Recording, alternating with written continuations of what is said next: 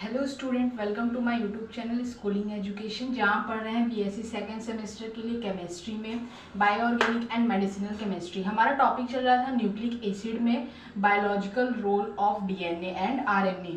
इससे पहले हम लोगों ने डीएनए के स्ट्रक्चर, आरएनए के स्ट्रक्चर, न्यूक्लियोसाइड, न्यूक्लियोटाइड क्या होता है, सभी चीज़ों को डिस्कस कर रखा है। आज हम पढ़ेंगे बायोलॉजिकल रोल ऑफ डीएनए और आरएनए को अच्छी तरीके से।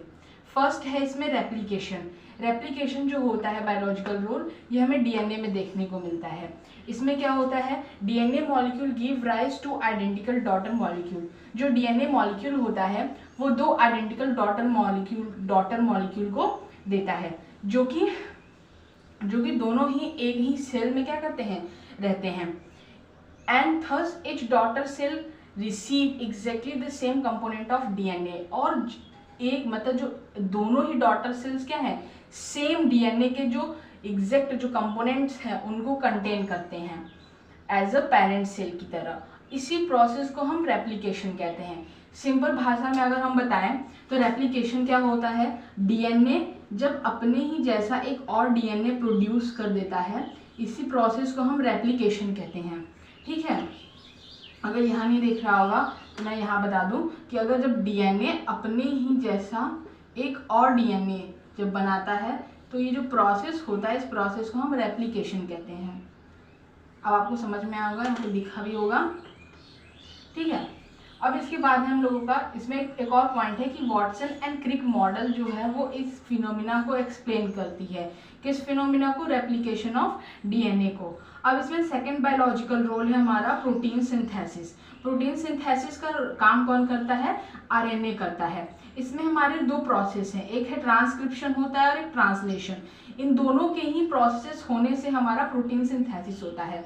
देखिए, ट्रांसक्रिप्शन में क्या होता है, डीएनए से जो भी हमारा कोड होता है, जेनेटिक कोड, वो एमआरएनए क्या करता है, अपने पास लेकर के जाता है। ट्रांसक्रिप्शन प्रोसेस के थ्रू वो अपने पास मतलब जो होता है राइबोसोम्स तक, मतलब ले जाने का, डीएनए से एमआरएनए तक जाता है।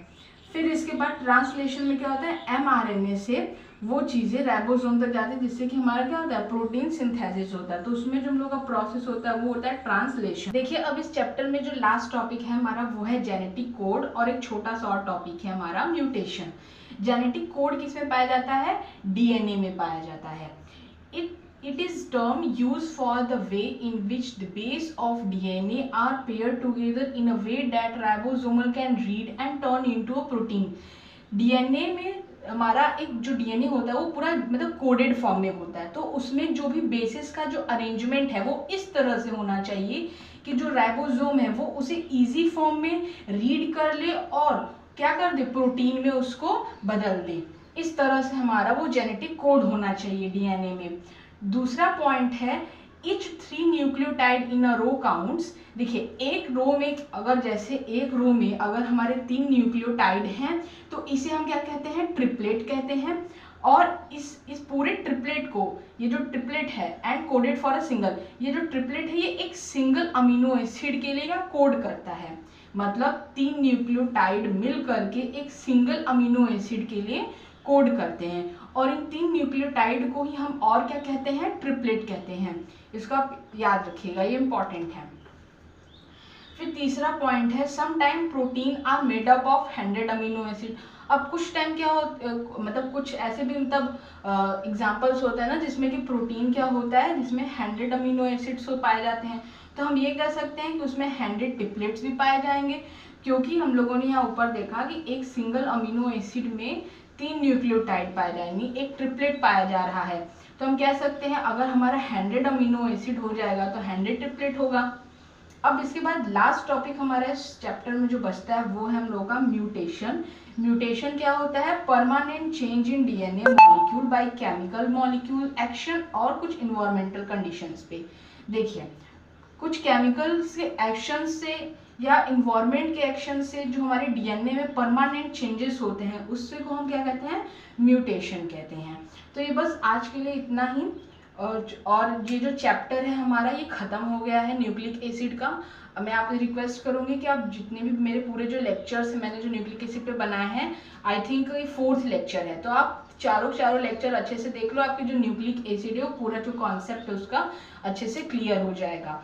जो भी मैंने पढ़ाया है ये MCQ वालों के लिए भी सही है और जो इनका सब्जेक्टिव होने वाला है पेपर उनके लिए भी सही है। अब नेक्स्ट टॉपिक जो होगा वो हमारा होगा केमिस्ट्री ऑफ कार्बोहाइड्रेट, जिसको हम नेक्स्ट डे से डील करेंगे। तो इतना आप लिख लीजिए, और यहाँ तक अगर आपको समझ में पूरा अगर मेरा लेक्चर समझ में आया है तो उसके लिए मेरे चैनल को लाइक और सब्सक्राइब कीजिए और सपोर्ट कीजिए। मेरे साथ इतने तक बनने के लिए थैंक यू।